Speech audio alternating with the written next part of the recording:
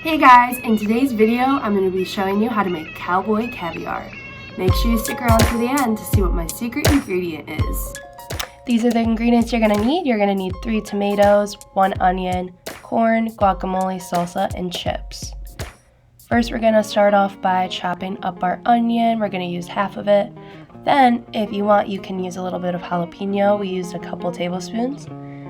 Chop up your tomatoes and then add it to the bowl.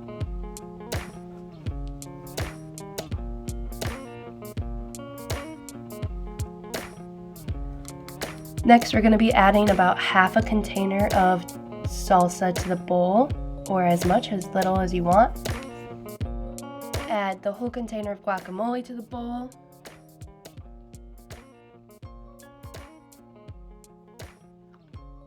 And then we're going to use fire roasted corn, drain out all of the juice, and add as much or as little as you'd like. And next up, for our secret ingredient, we're going to be using Frank's Red Hot, and add as much or as little as you'd like. Stir it all up. Then season it to taste. We use salt and pepper. And now it's time to taste test. Make sure you guys like, comment, and subscribe down below, and we'll see you next time. Bye!